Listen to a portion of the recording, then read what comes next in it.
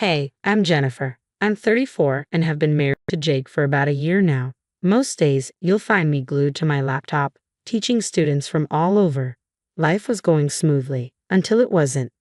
Jake and I live in this beautiful house that my parents left me. It's big, cozy, and had been just ours, until recently. Jake's parents, Martha and Bob, lived down the road, and at first, their visits were kind of nice. But then nice turned into a complete nightmare. Martha, armed with her lifetime experience as a housewife, started criticizing everything. My cooking, my housekeeping, you name it. Her standards were sky high. Jennifer, darling, this pasta is a bit bland, don't you think? She'd say, scrunching her face like she'd just sucked on a lemon. And the house. A woman's touch means a spotless home, she preached. You do want to keep Jake happy, don't you?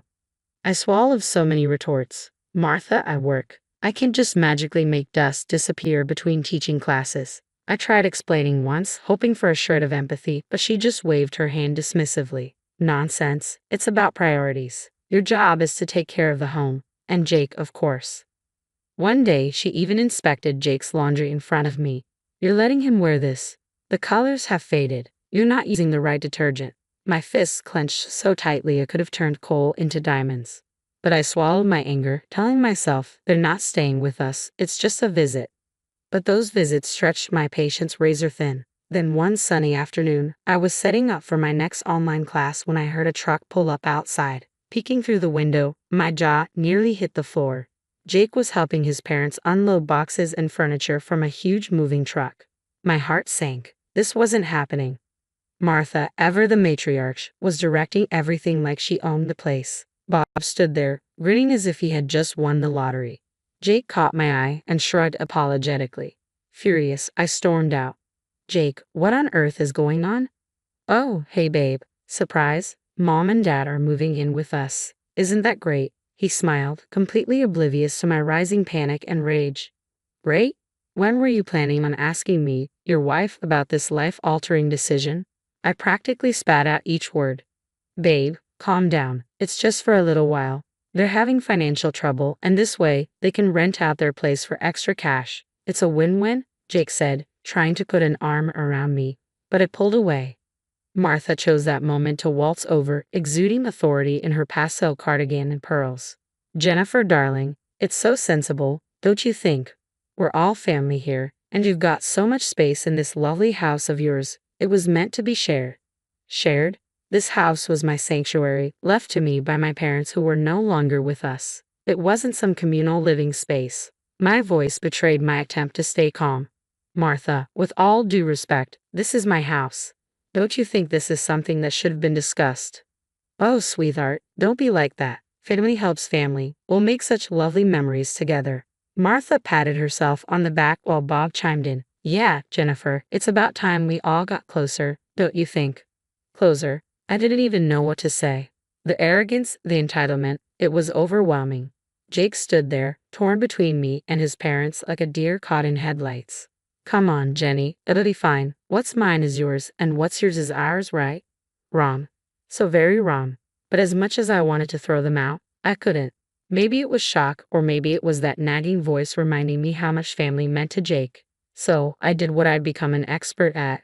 I swallowed my fury, plastered on a fake smile, and welcomed them into my home. And as the days turned into weeks, I realized this temporary arrangement was anything but. Martha and Bob settled in like they owned the place, turning my life into a never-ending critique session.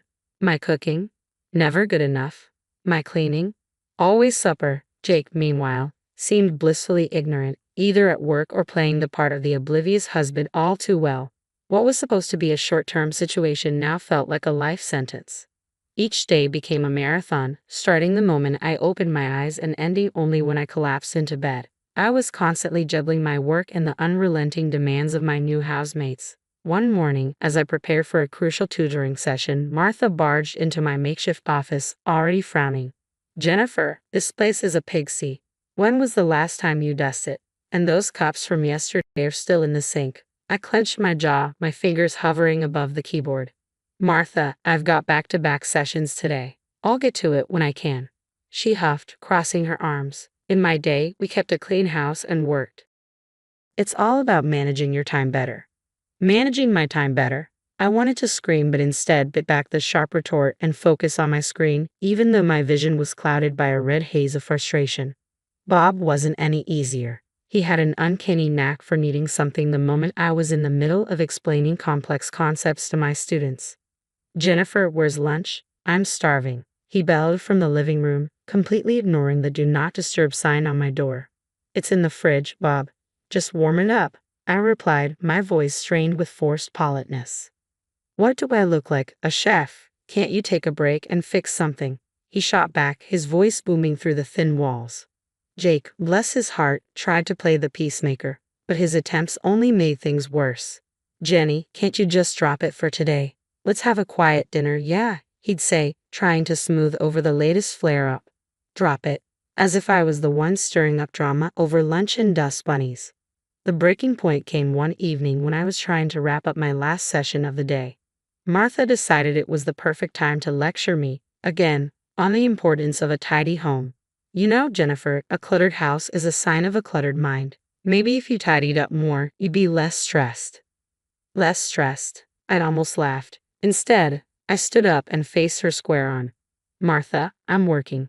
This cluttered office is paying our bills right now. And if you're so worried about the cleaning, maybe you could help out. Her face turned a shade of red I'd never seen before. I am a guest in this house, Jennifer. It's not my job to clean. Guest. The word echoed in my head, mocking me. Some guests. They were turning my life and home upside down, and I was supposed to be grateful. That night, as I lay in bed staring at the ceiling, the absurdity of it all hit me. Here I was busting my hump to provide, to teach, and to keep the peace in my own home, only to be criticized at every turn. Jake's soft snoring next to me was the only sound in the dark room. I turned to look at him, wondering how we ended up here. How did we go from being newlyweds, excited about our future, to roommates who barely spoke because his parents were driving a wedge between us? 3 months into what felt like the world's longest invasion of privacy, Jake came home early one day. He looked like he'd just lost a fight with a bear. Jenny. I got fired, Jake blurted out, not even waiting to sit down. His parents were out, probably terrorizing someone else with their endless critiques, and he made me swear not to tell them. Great, I thought, just what I needed. Now everything was on me. My online tutoring gigs, which had once been a way to stay busy and bring in some extra cash, suddenly became our lifeline. I doubled down on work, stretching my days as thin as possible. Before long, I wasn't just tutoring. I was running my own online school. A small part of me buzzed with pride, but I kept it to myself. No point in adding fuel to the already blazing inferno that was our household dynamics. Money was tight, tighter than a jar sealed for a century. Every penny had to scream for mercy before it was spent. It got so bad that I had to have the talk with Martha and Bob. Look, I started cautiously. I know this is awkward, but I need help with the bills. Maybe you could cover half the rent. The way they reacted, you'd think I had asked them to fly to the moon. What do you mean? Jake's got it covered. He makes plenty, Bob scoffed, waving off my request like it was a bad smell. Yeah, about that, I began, but Jake's pleading look stopped me. He still wasn't ready for them to know. Later, he pulled me aside, whispering, just a little longer, Jenny. I'll find something soon. I promise. Promises. Meanwhile, I was juggling everything, teaching, cleaning, cooking, playing referee between the in-laws, all while trying to keep a smile plastered on my face. Martha and Bob, of course, acted like they were competing in the Olympics of complaining. They barged into my office at the worst times, demanding attention as if I were hosting afternoon tea instead of running a business. Jennifer, this is unacceptable. You're always locked away in here. When are you going to make time for us? Martha huffed one day, standing in the doorway with her arms crossed while I was in the middle of explaining algebra to a 15-year-old. Martha, I'm working. Can this wait? I hissed, trying to keep my voice down. No, it can't. We're family, and you're neglecting us, she shot back, completely missing the irony. Bob wasn't any better. When's dinner? We're starving here, and you're just sitting around, he grumbled on another occasion, ignoring the stack of papers and textbooks around me. Sitting around? My patience frayed like an old rope. Really, Bob? I'm teaching, and dinner is when you make it, I snapped. Jake was always apologetic. Whispering, thanks for holding us together, Jenny. It'll get better. But better felt like a distant land, one we weren't getting any closer to. As the days turned into weeks, the weight of it all grew heavier. I couldn't help but wonder how much longer I could keep this up. One evening, as we sat down for dinner, Martha whipped out a glossy travel brochure, her eyes gleaming. "Look at this, dear," she said, sliding the booklet across the table. "We're thinking of a little getaway, a vacation. What do you think? A scarf or a shell as a souvenir?" Before I could even process the absurdity of her question, she dropped another bomb. "And darling, if you could spare $2,000 for us, that would be just peachy. Just for some pocket money, you know?" I stared at her, dumbfounded. My fork clattered to the plate, my appetite gone. "Spare $2,000? I echoed, incredulous. "For a vacation?" Bob nodded as if it were the most reasonable request in the world. "Yeah, you know, for the little extras. Wouldn't want to miss out on the fun stuff." The room spun. This was beyond outrageous. It was as if they were living in a fantasy where money grew on trees, and I was their personal gardener. I couldn't hold back any longer. "How long do you plan to live at my expense?" I demanded, my voice rising. "You don't pay for anything, not rent, not groceries, and now you want me to fund your holidays too." Martha and Bob exchanged glances, clearly not expecting the outburst. "Well, we thought Jake was taking care of all that," Bob said, trying to sound innocent. I turned to Jake, my eyes blazing. "And what about you? Do you think this is okay?" Jake squirmed in his seat, mumbling something inaudible. "Not only that," I continued, steamrolling ahead, "you barge into my office, interrupt my work, and have zero respect for my personal space. I've had it." There was a tense silence. Then Jake, his face a mask of frustration, finally spoke up. "Why are you talking to my parents like that? They're just trying to enjoy life." "Enjoy life? On my hard-earned money?" I shot back, disbelief lacing my words. That's when Martha, ever the actress, began her performance. Tears welled up as she wailed, "After all we've done for you. We even told Jake he shouldn't divorce you despite everything." The room froze. "Divorce?" The word sliced through the tension like a knife. I turned to Jake, my heart in my throat. "Is that true?" Jake's face went from red to white, guilt flashing in his eyes before he averted his gaze. Martha, seizing the moment, clutched her chest dramatically, gasping, "My pills? Upstairs, please." Despite everything, concern washed over me. I stood up abruptly, the need to ensure she was okay momentarily overshadowing my anger. "Fine," I said, tight-lipped. "I'll get your medicine." I left the dining room in a daze, my mind racing. The accusations, the deceit, and now this talk of divorce. My world was unraveling, thread by thread, and I was left to pick up the pieces. I had barely reached the top of the stairs when it hit me. I didn't even know which medicine Martha was talking about. Turning back, the last thing I expected was to overhear the truth that would shatter everything. Jake's voice, usually so warm and familiar, was barely a whisper, yet each word landed like a hammer. "Mom, you nearly blew it tonight. We need her to sell the house first. Talking about divorce now will just spook her." My heart stopped. Divorce? Sell my house. The pieces fell into place, forming a mosaic of betrayal. Martha's voice was quick and sharp. I know, but keeping this charade up is exhausting. She's not as clueless as you think." Jake was insistent, almost desperate.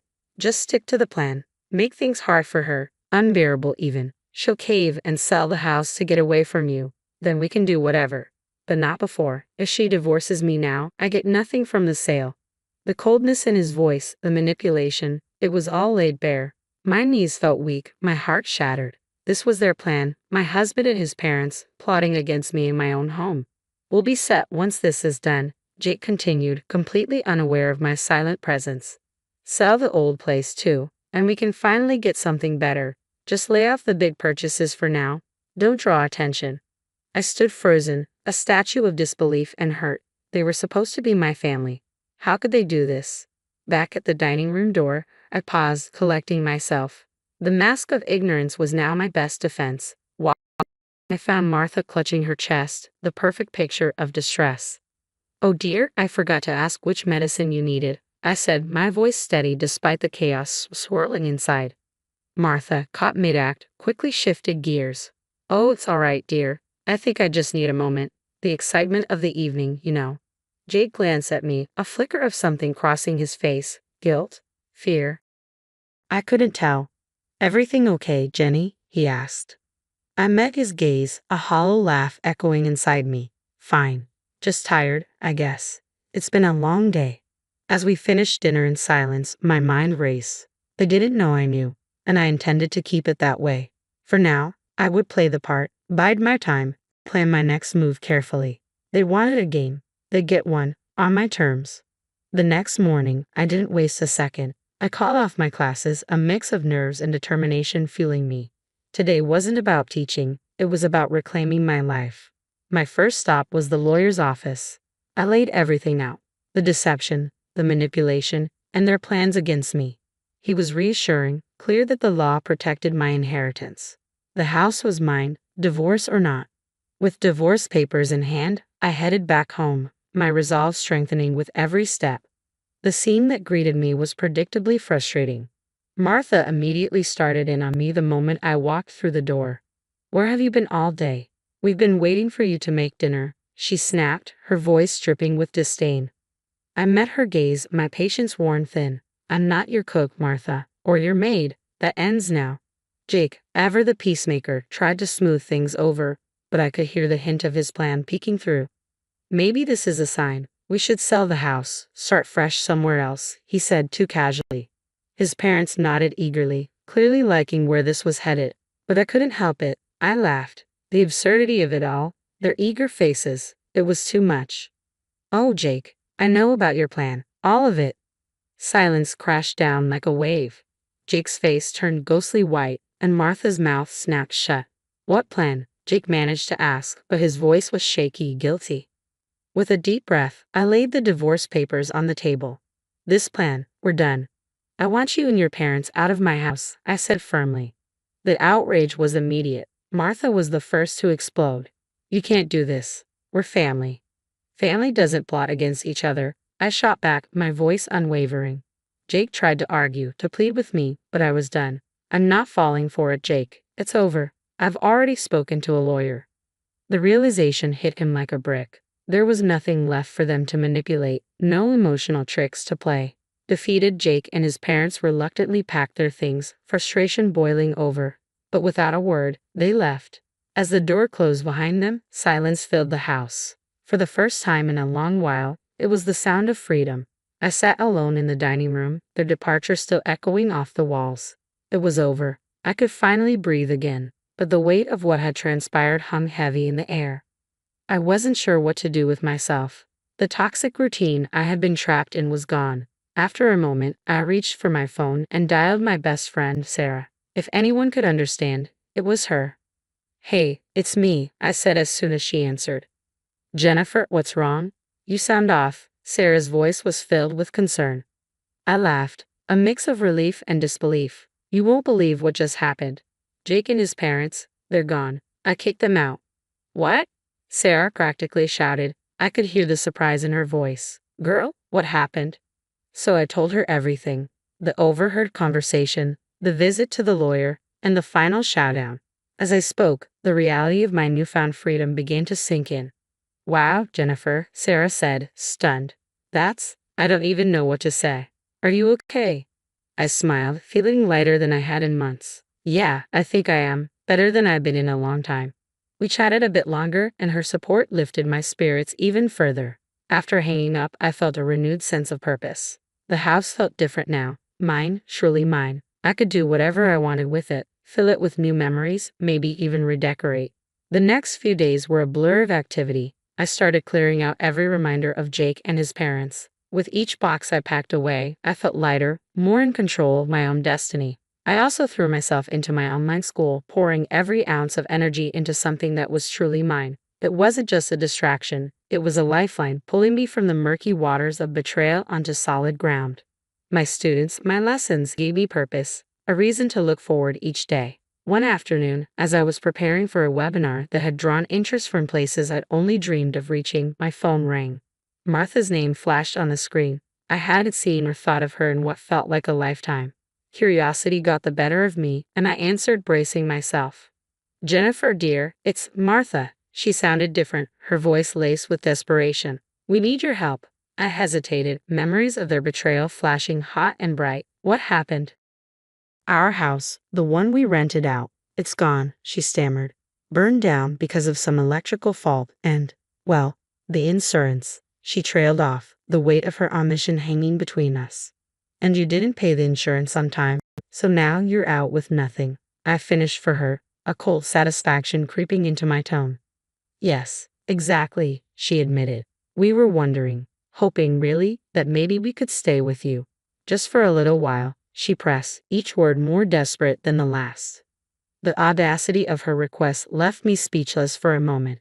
After everything, they still saw me as their safety net, their backup plan. I found my voice steadier and colder than I intended.